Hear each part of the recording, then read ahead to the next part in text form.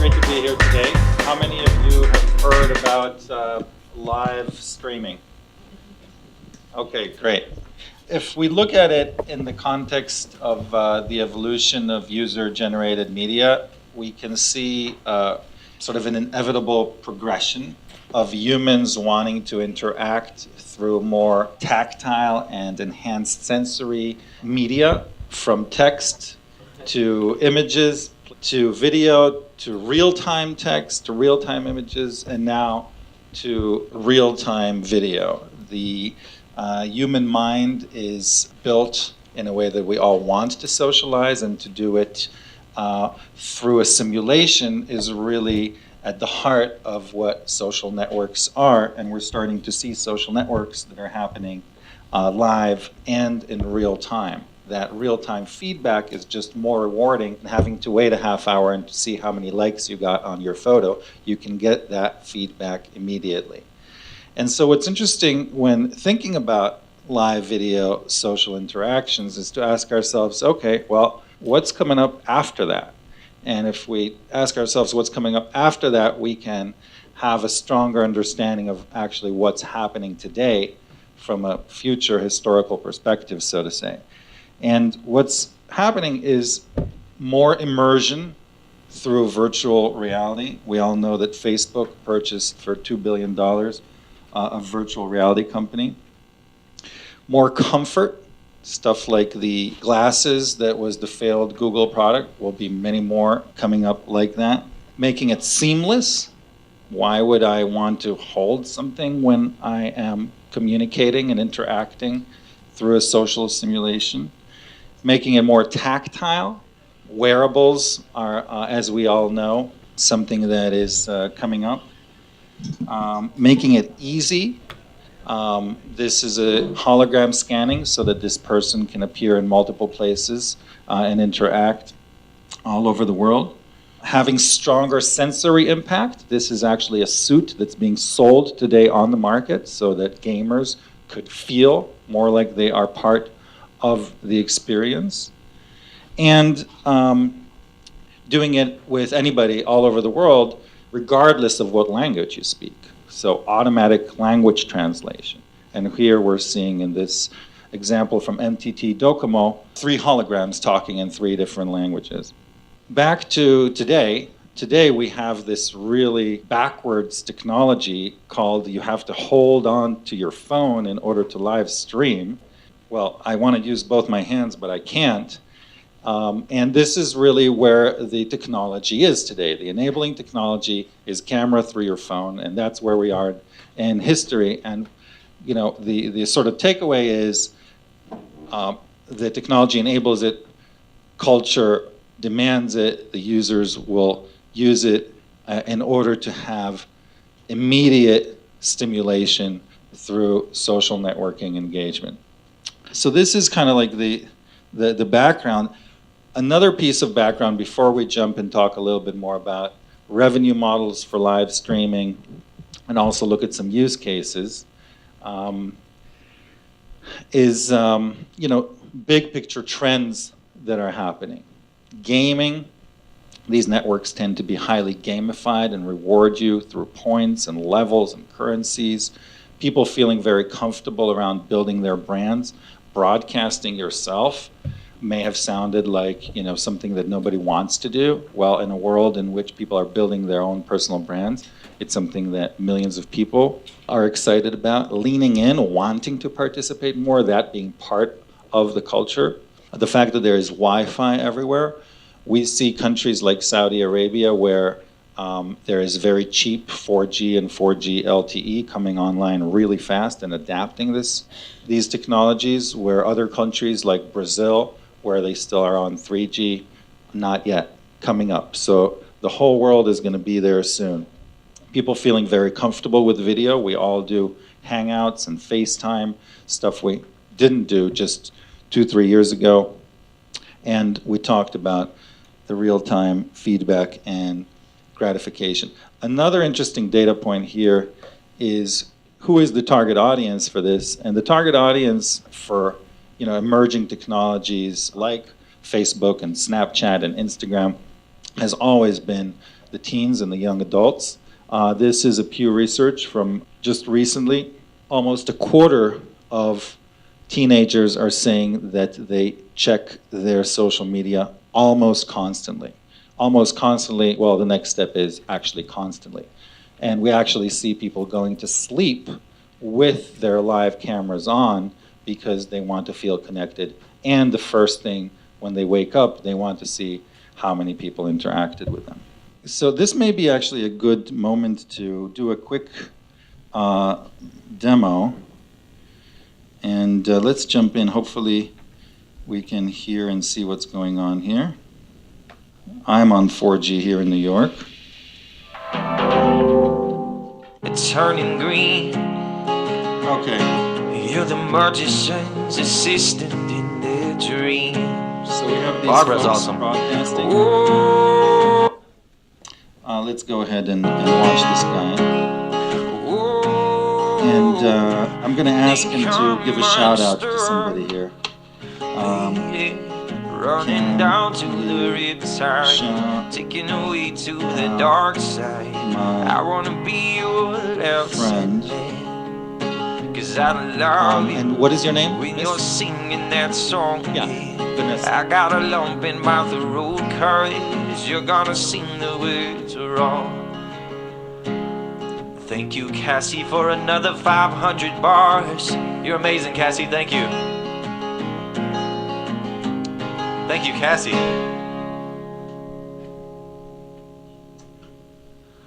You know it, Adi.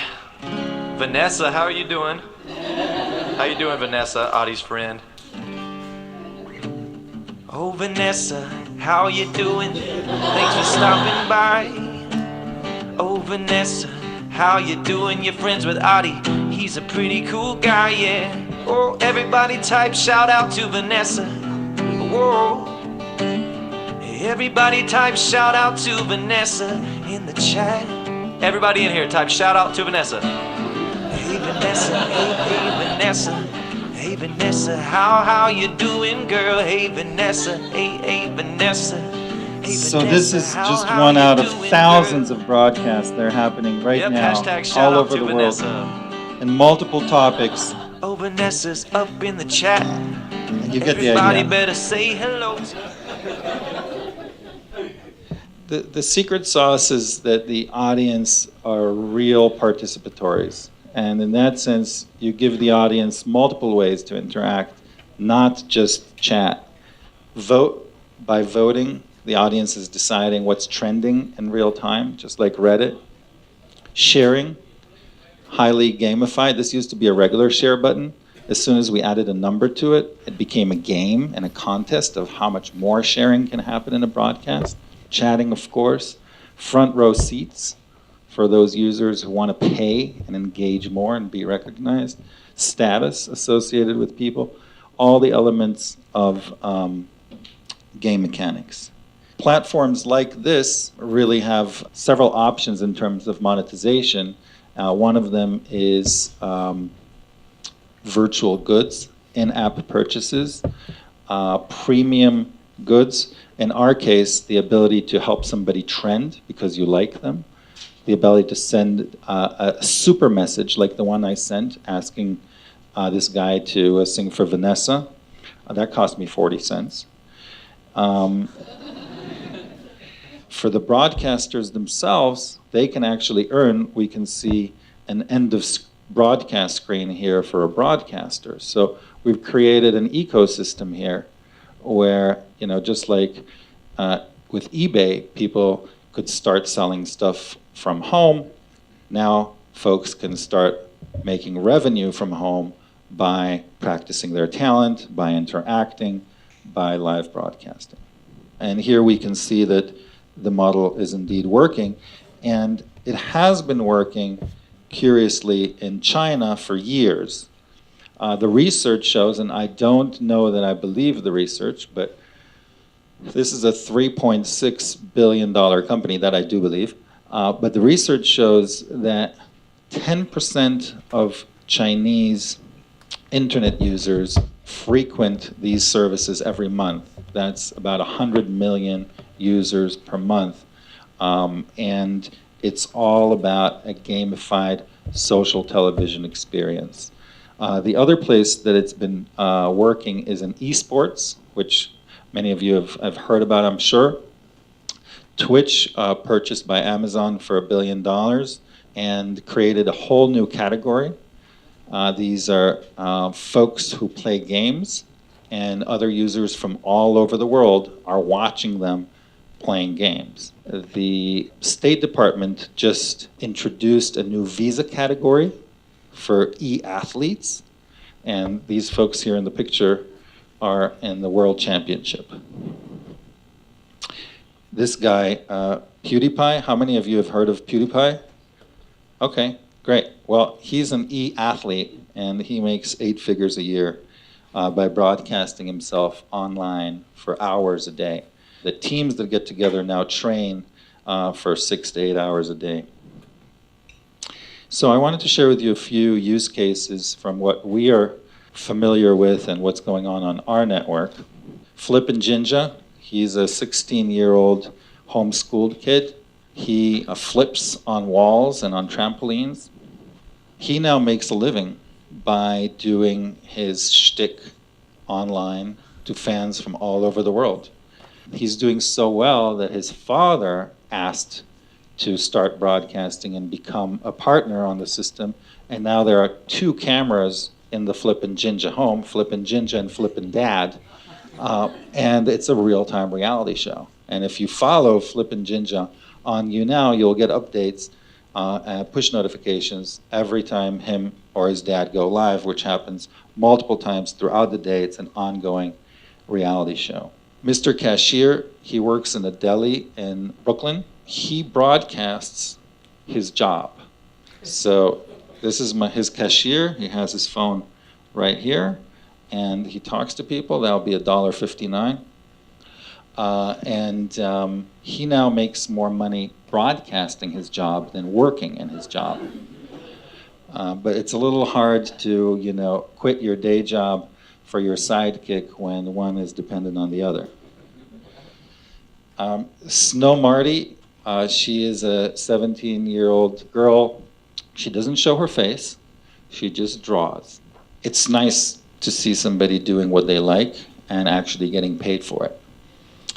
And we hear from, this is a top 5 YouTuber in the UK, we hear from 90% of our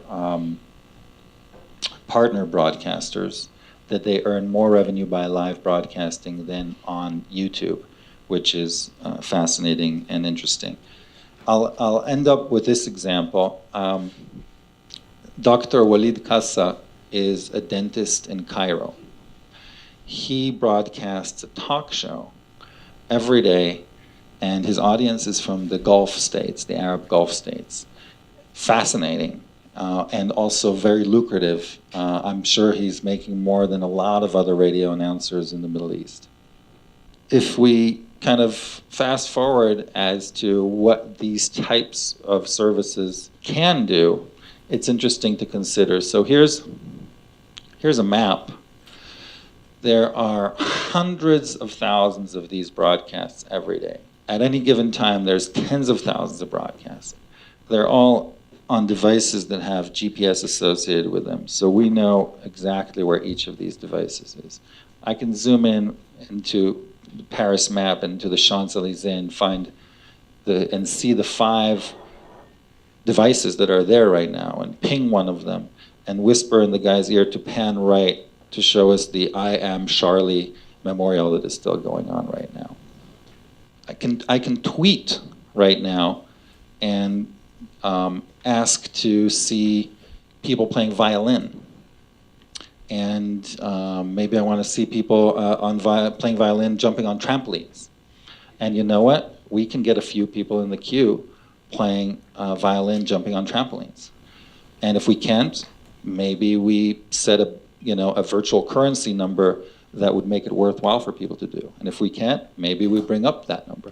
Again, it's a market for real-time content. So with that, I'm going to end. This was a quick introduction into what's going on in the live social media space. And if there's any questions, I think we can take one or two.